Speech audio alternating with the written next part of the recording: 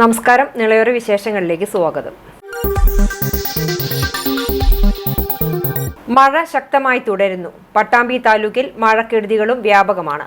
മരങ്ങൾ പൊട്ടിവീണും കിണറുകൾ ഇടിഞ്ഞു താഴ്ന്നുമുള്ള നാശനഷ്ടങ്ങൾ റിപ്പോർട്ട് ചെയ്തു. റോഡുകളിലേക്ക് വെള്ളം കയറിയുള്ള ദുരിതങ്ങളും പലയിടങ്ങളിലും റിപ്പോർട്ട് ചെയ്തു. മഴ കനത്തോടെ പട്ടാമ്പി താലൂക്കിൽ വ്യാപകമായ നാശനഷ്ടങ്ങളും റിപ്പോർട്ട് ചെയ്തിട്ടുണ്ട്. മരങ്ങൾ പൊട്ടിവീണുള്ള അപകടങ്ങളാണ് പലയിടങ്ങളിലും റിപ്പോർട്ട് ചെയ്തിരിക്കുന്നത്. മുതുതല പറക്കാട് റോഡിൽ മരം കടപുഴകി റോഡിലേക്ക് വീണു. ആളപായമൊന്നും ഉണ്ടായില്ല. തിങ്കളാഴ്ച ഉച്ചയോടെയായിരുന്നു അപകടം. വലിയ മരമാണ് റോഡിന് കുറുകെ പുഴങ്ങി വീണത്. ഏറെ നേരം ഗതാഗതം തടസ്സപ്പെട്ടു. ആനക്കര നീലിയാട് റോഡിൽ കഴിഞ്ഞ ദിവസം മുതൽ തന്നെ റോഡിൽ വെള്ളക്കെട്ട് രൂക്ഷമായിരുന്നു. പാടം നിറഞ്ഞതോടെ വലിയ തോതിലാണ് ഈ റോഡിലേക്ക് വെള്ളം കയറിയത്. ഇത് വാഹനയാത്രക്കാരെ ദുരിതത്തിലാക്കി. ഏറെ നേരം ഇവിടെ ഗതാഗത കുരുക്കും അനുഭവപ്പെട്ടു. തൃത്താലയിലെ വിവിധ ഇടങ്ങളിൽ കിണറുകൾ ഇടിഞ്ഞു താഴ്ന്നുള്ള അപകടങ്ങളും റിപ്പോർട്ട് ചെയ്തിട്ടുണ്ട്. തിരുവേഗപ്പുറയിൽ മരം പൊട്ടി വീണുള്ള അപകടങ്ങളും റിപ്പോർട്ട് ചെയ്തിട്ടുണ്ട്. ഇവിടെയും നാശനഷ്ടങ്ങൾ ഉണ്ടായിട്ടില്ല. റോഡുകളിലെ വെള്ളക്കെട്ടും രൂക്ഷമാണ്. മഴ ശക്തമായി തുടരുമെന്ന് തന്നെയാണ് കാലാവസ്ഥാ ഗവേഷണ കേന്ദ്രത്തിൽ നിന്നുള്ള അറിയിപ്പ്. പുഴയോരവാസികൾ ജാഗ്രത പാലിക്കണമെന്നും നിർദ്ദേശമുണ്ട്. ശക്തമായ മഴയിൽ ഭാരതപ്പുഴയും തൂതപ്പുഴയും വീണ്ടും നിറഞ്ഞു. പുഴയോരവാസികൾ ജാഗ്രത പാലിക്കണമെന്ന് അധികൃതർ നിർദ്ദേശം നൽകി. പട്ടാമ്പിയിലും പുഴയിൽ ശക്തമായ കുത്തൊഴുക്കാണ് അനുഭവപ്പെടുന്നത്. മഴ ശക്തമായതോടെ ഭാരതപ്പുഴയും തൂതപ്പുഴയും വീണ്ടും നിറഞ്ഞിരിക്കുകയാണ്. ശക്തമായ കുത്തൊഴുക്കാണ് പുഴയിൽ അനുഭവപ്പെടുന്നത്. പട്ടാമ്പി ഭാരതപ്പുഴയിലും ശക്തമായ കുത്തൊഴുക്കാണ് കഴിഞ്ഞ ദിവസം മുതൽ അനുഭവപ്പെട്ടു തുടങ്ങിയത്. മഴ ശക്തമായി തുടരുന്നതോടെ പുഴയോര പ്രദേശങ്ങളിലേക്കും വെള്ളം കയറുവാനുള്ള സാധ്യതയുമുണ്ട്. തീരദേശവാസികൾക്ക് ജാഗ്രതാ നിർദ്ദേശവും നിലവിൽ നൽകിയിട്ടുണ്ട്. തൂതപ്പുഴയിലും സ്ഥിതി മറിച്ചല്ല. ശക്തമായ കുത്തൊഴുക്കാണ് തൂതപ്പുഴയിലും അനുഭവപ്പെടുന്നത്. തിരുവേപ്പുറ ഭാഗത്ത് തൂതപ്പുഴ കരയിലേക്ക് കയറുന്ന സാഹചര്യവും ഉണ്ടായിട്ടുണ്ട്.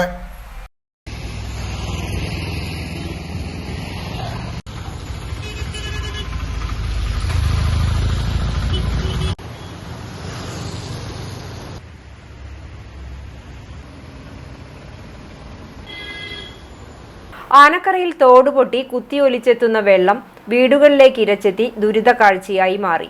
കിടപ്പ് രോഗികളും ഹൃദ്രോഗികളും ഓട്ടിസം ബാധിതരുമടങ്ങുന്ന 5ഓളം കുടുംബങ്ങൾ ദുരിതത്തിൽ. ഈ ഭരണം അവസാനിക്കാൻ 5 മാസം അവധിയുള്ളൂ. ഇതുവരെ ഇവിടെ ഈ തോട് കെട്ടിക്കിടന്നിട്ട് 8 വർഷത്തോളമായി. ആ എമൗണ്ട് ഉണ്ടെങ്കിൽ ഇവിടെ ഇതിൻ്റെ ഈ പൊട്ടി ഭാഗം രണ്ടും ചെലവാക്കാമായിരുന്നു. അതുപോലും ചെയ്യാണ്ട് എമൗണ്ട് പൈസ വെറുതെ എഴുതി വാങ്ങി എടുത്തെന്ന് പറഞ്ഞിട്ട് കോർട്ട് വെച്ചിരിക്കുക. ഇത് കപ്പൂർ പഞ്ചായത്തിൻ്റെ അവിടെ കൊണ്ട് ഒളിപ്പിച്ചു വെച്ചതാണ്. അതിപ്പോൾ ഞങ്ങൾ അവിടുന്ന് ജനപ്രതിനിധികളൊക്കെ ഇവിടുത്തെ ആൾക്കാരൊക്കെ എടുത്തിട്ടാണ് ഇവിടെ സ്ഥാപിച്ചത്. ഇത്രയും അനാസ്ഥയാണ് ഈ വാർഡ്, നമ്മുടെ 10ാം വാർഡാണ്, ഈ വാർഡിനോട് കാണിക്കുന്നത്. കഴിഞ്ഞ 5 വർഷക്കാലത്തിലധികമായി ആനക്കര പഞ്ചായത്തിന്റെ അനാസ്ഥയുടെയും കെടുകാര്യസ്ഥതയുടെയും ദുരിതഫലം അനുഭവിക്കുന്നത് 5ഓളം കുടുംബങ്ങളാണ്. പഞ്ചായത്തിലെ 10ാം വാർഡിലൂടെ ഒഴുകുന്ന പരപ്പൻ തോടിന്റെ പാർശ്വഭിത്തി തകർന്ന് 5ഓളം വീടുകളിലേക്ക് വെള്ളം കയറുന്നത് ഓരോ മഴക്കാലത്തും തുടർച്ചയായി ആവർത്തിക്കുകയാണ്. മുൻവർഷങ്ങളിലേതിന് സമാനമായി ഈ വർഷവും തോടുപൊട്ടി വെള്ളം ഇരച്ചു കയറിയതോടെ എന്തു ചെയ്യണമെന്നറിയാത്ത ഗതികേടിലാണ് കുടുംബങ്ങൾ. ഇന്നലത്തെ ഇതിൽ വെള്ളത്തിൽ മുങ്ങിച്ചതായതാണ്. ആ പടമൊക്കെ കൂട്ടി ഇടിഞ്ഞതാണ്. പിന്നെ തൊഴുത്തിൻ്റെ ആ സൈഡ് കംപ്ലീറ്റ് ഇറങ്ങിയിരിക്കുന്നു. സെൻറ്ററിലൊക്കെ വിളിച്ച വെച്ചിരുന്നു. പശുവിനപ്പോൾ ഞാൻ തറവാട്ടിലാണ് നിർത്തുന്നത്. അവിടെ ആളില്ലാത്ത വീടുണ്ടായിരുന്നു. അപ്പോൾ ആ വീട്ടിലൊക്കെ ഞങ്ങൾ പശുവിനെ നിർത്തുന്നത്. അപ്പോൾ രാവിലെയൊക്കെ പോയി പശുവിനെ കറന്നിട്ട് വരണം. രാത്രി പോയി ഇട്ട് കൊടുക്കണം. ഇപ്പോൾ ബുദ്ധിമുട്ടാണ്, നോക്കാനൊക്കെ വലിയ ബുദ്ധിമുട്ടാണ്. പല പ്രാവശ്യം പോലും പഞ്ചായത്തിനോട് പറഞ്ഞിട്ട് പോലും ചെയ്തു. ഓട്ടിസം ബാധിതരും ഹൃദ്രോഗികളും കിടപ്പ് രോഗികളെയും പാലിയേറ്റീവ് രോഗികളെയും കൊണ്ട് തങ്ങൾ ഈ മഴക്കാലത്ത് എവിടെ അഭയം തേടുമെന്നറിയാതെ കഴിയുകയാണിവർ. കഴിഞ്ഞ 5 വർഷക്കാലത്തിലേറെയായി പരപ്പൻ തോടിന് ശക്തമായ സുരക്ഷാഭിത്തി നിർമ്മിക്കണമെന്ന അപേക്ഷയുമായി ഇവർ പഞ്ചായത്ത് കയറിയിറങ്ങാൻ തുടങ്ങിയിട്ട് നാളിതുവരെയായിട്ടും അധികാരികൾ ഇതു കണ്ടഭാവം നടിച്ചിട്ടില്ല. തോട് പൊട്ടിയിട്ട് 8 വർഷത്തോളമായി. എല്ലാ പ്രാവശ്യവും ഞങ്ങളെ വീട്ടിലേക്ക് വെള്ളം കയറി വരും. ഞാനൊരു ഹാർട്ട് പേഷ്യൻ്റാണ്. എൻ്റെ മോനാണ് ഓട്ടിസമുള്ള കുട്ടിയാണ്. എൻ്റെ ഭർത്താവ് ഒരു ക്ഷീരകർഷകനാണ്. ഞങ്ങളുടെ തൊഴുത്തും പശുക്കളും ഒക്കെ കഴിഞ്ഞ പ്രാവശ്യം ഞങ്ങളുടെ തൊഴുത്തൊക്കെ മുങ്ങി. വീടിന് നാശനഷ്ടം, ചുറ്റുമതിലൊക്കെ പൊളിഞ്ഞു വീണു. ഇങ്ങനെ ഈ പഞ്ചായത്തിൻ്റെ അനാസ്ഥ കുറേ കാലമായി തുടങ്ങിയിട്ട് ഇവർ തോട് കെട്ടിത്തരാൻ പറഞ്ഞ് ഇതുവരെയും ചെയ്തിട്ടില്ല. എവിടെയും പോവാത്ത അവസ്ഥയായി. കൂടെ ഞങ്ങളുടെ പശുക്കളൊക്കെ ഒരു ക്ഷീരകർഷകനായ എൻ്റെ ഭർത്താവ് പശുക്കളൊക്കെ ഇവിടെ ഇട്ടിട്ട് പോകാൻ പറ്റില്ലല്ലോ. ബന്ധുവീട്ടുകളിലൊന്നും പോയി നിൽക്കാൻ പറ്റില്ല. മോന് ഓട്ടിസമുള്ളൊരു കുട്ടിയായതുകൊണ്ട് അതിന് ഹൈപ്പർ ആക്ടിവിറ്റിയാണ്. അതിനുകൊണ്ട് എവിടെയും പോയി നിൽക്കാൻ പറ്റില്ല. മഴ കനത്താൽ പറക്കുളം കുന്നിൽ നിന്നും ഭാരതപ്പുഴയിലേക്ക് വെള്ളമെത്തിക്കുന്ന പരപ്പൻതോട് വെള്ളത്തിന്റെ കുത്തൊഴുക്കിനാൽ പാർശ്വഭിത്തി പൊട്ടും. ഇതോടെ രോഗികൾ ഉൾപ്പെടെയുള്ളവർ മലിനജലത്തിൽ കഴിച്ചുകൂട്ടേണ്ട അവസ്ഥയാകും. 2018-ലെയും 19-ലെയും പ്രളയകാലത്തായിരുന്നു തോടിൻ്റെ ഭിത്തി തകർന്നത്. അന്നു മുതൽ ഈ മഴക്കാലത്തും ഈ കുടുംബങ്ങൾ ദുരിതത്തിലാണ്. കഴിഞ്ഞ ദിവസം രാത്രിയിലെ വെള്ളത്തിൻ്റെ ഒഴുക്കിൽ ക്ഷീരകർഷകനായ ഹംസയുടെ തൊഴുത്തും തകർന്നു. കൂടാതെ സമീപത്തെ 5 ഏക്കർ നെൽകൃഷിയിലേക്കും റോഡിന് മറുവശത്തെ 10 ഏക്കറിലധികം നെൽകൃഷിയിലേക്കും തോടുപൊട്ടി വെള്ളമിരച്ചെത്തി. വരും ദിവസങ്ങളിൽ മഴ ശക്തമാവാനിരിക്കെ തോട്ടിലെ കുത്തൊഴുക്ക് ഇനിയും വർദ്ധിക്കും.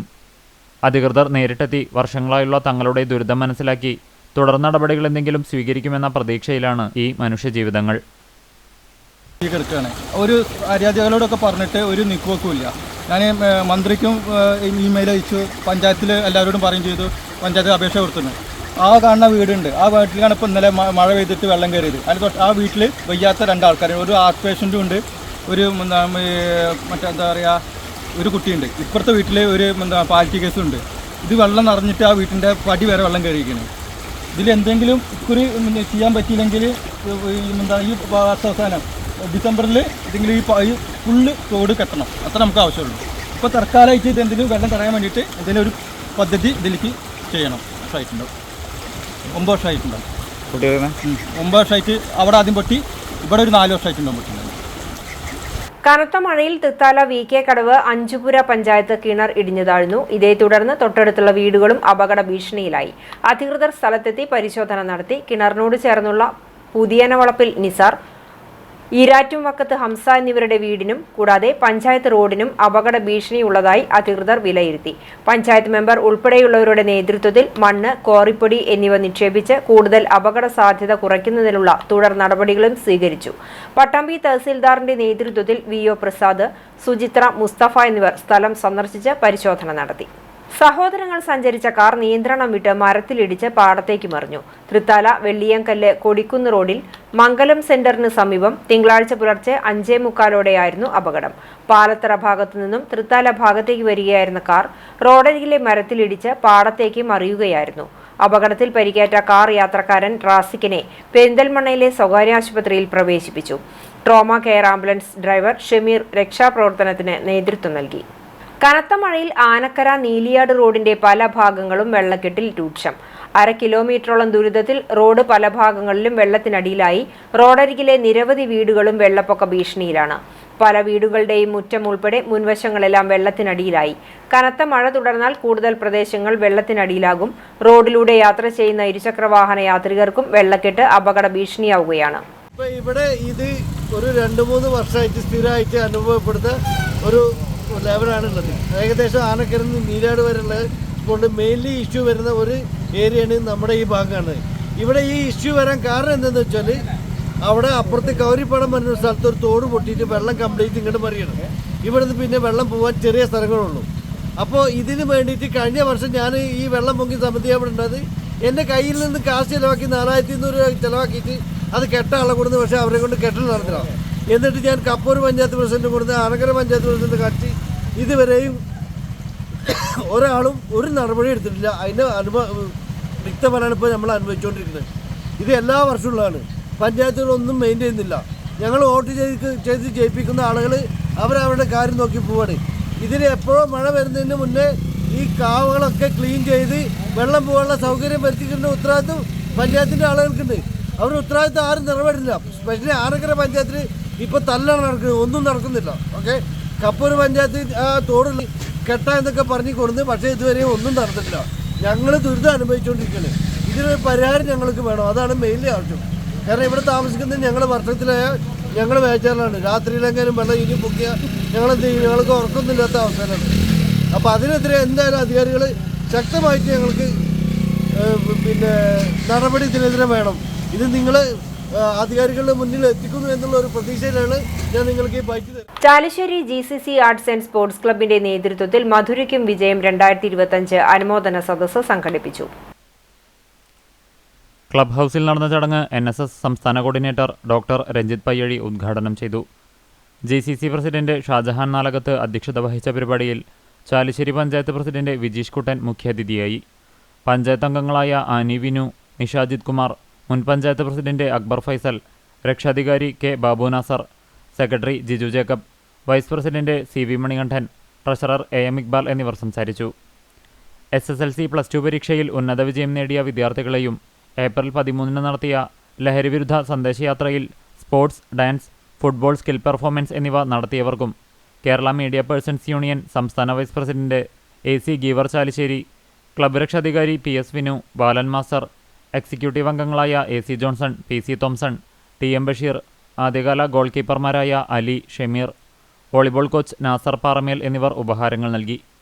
ചടങ്ങിൽ ഓപ്പറേഷൻ സിന്ദൂറിൽ വീര്യമൃത്യു വരിച്ച സൈനികർ, അഹമ്മദാബാദ് വിമാന ദുരന്തത്തിൽ മരണമടഞ്ഞവർ, വിട്ടുപിരിഞ്ഞ മുൻകാല ക്ലബ്ബംഗങ്ങൾ എന്നിവർക്ക് ആദരാഞ്ജലികൾ അർപ്പിച്ചു. Pattambi MES international senior secondary സ്കൂളിൽ മെറിറ്റ് ഡേ സംഘടിപ്പിച്ചു. KSBA തങ്ങൾ മെമ്മോറിയൽ ഗോൾഡ് മെഡൽ വിതരണവും നടന്നു.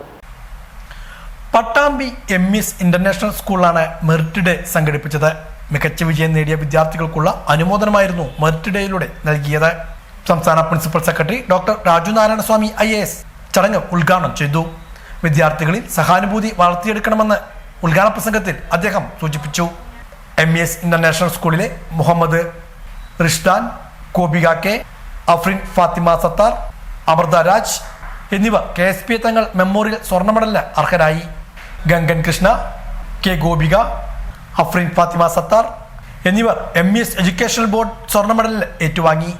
സമ്പൂർണ്ണ A1 നേടിയ വിദ്യാർത്ഥികൾക്കും ഉന്നത വിജയം നേടിയ വിദ്യാർത്ഥികൾക്കും പുരസ്കാരങ്ങൾ സമ്മാനിച്ചു. MES school educational board CBSE chairman doctor KP Aboobacker ചടങ്ങിൽ അധ്യക്ഷനായിരുന്നു.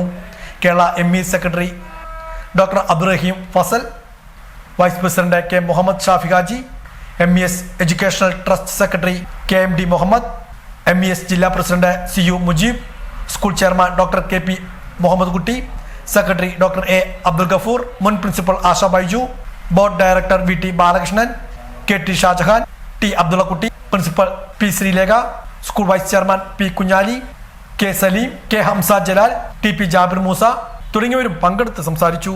സേവാഭാരതി തിരുമിറ്റക്കോടിന്റെ നേതൃത്വത്തിൽ സേവാഭാരതി ചാഴിയാട്ടിരി അഖിലാണം സ്ഥാനീയ സമിതി SSLC +2 പരീക്ഷകളിൽ ഉന്നത വിജയം നേടിയവരെയും NMMS, LSS, USS സ്കോളർഷിപ്പ് ജേതാക്കളെയും അനുമോദിച്ചു.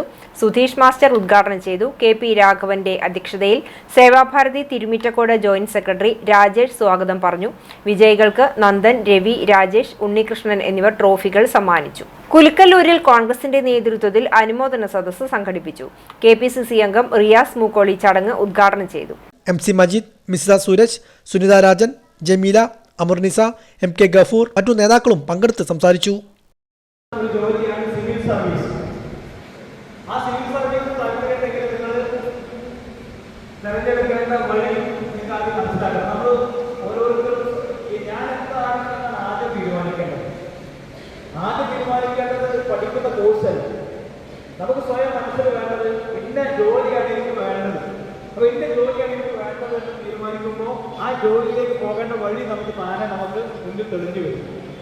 ഞാൻ മുളയങ്കാവിലേക്ക് വരണമെന്ന് ആഗ്രഹിച്ചു പട്ടാമ്പിയിൽ നിന്ന് ഇറങ്ങിയാൽ എൻ്റെ ലക്ഷ്യം മുളയങ്കാവാണെങ്കിൽ ഞാൻ വരേണ്ടത് 2 വഴിക്കാണ്. ഒന്നിൽ കൊപ്പം വഴി വരാം, അല്ലെങ്കിൽ വല്ലപ്പുഴ വഴി വരാം. അപ്പോൾ നമ്മൾ ആദ്യം തീരുമാനിക്കേണ്ടത് നമ്മുടെ ജോലി, നമ്മുടെ കരിയർ എന്താണെന്നത് ആദ്യം തീരുമാനിക്കുക. എന്നിട്ട് അതിലേക്കുള്ള വഴിയെ കണ്ടെത്തുന്നത്. നിങ്ങൾ സിവിൽ സർവീസ് ഒരു IAS-കാരനാണോ IAS-കാരിയാകണമെന്നാണ് നിങ്ങൾ ആഗ്രഹമെങ്കിൽ നിങ്ങൾ അതുമായി ബന്ധപ്പെട്ട കോഴ്സ് ഏതാണെന്നുള്ളത് നിങ്ങൾ ആദ്യം മനസ്സിലാക്കുക. സിവിൽ സർവീസിൽ തന്നെ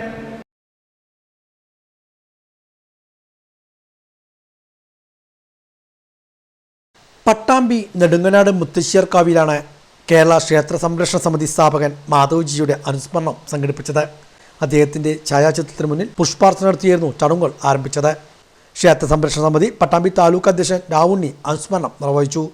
സമിതി സെക്രട്ടറി രമേഷ് ബാബു, ജില്ലാ സമിതി അംഗം C കൃഷ്ണകുമാർ, ദേവസ്വം സെക്രട്ടറി ഗോപാലകൃഷ്ണൻ തുടങ്ങിയവരും പങ്കെടുത്തു. മാതൃസ്വാമിയുടെ നേതൃത്വത്തിൽ ലളിത സഹസ്രനാമ പാരായണവും സമൂഹാരാധനയും ഉണ്ടായിരുന്നു.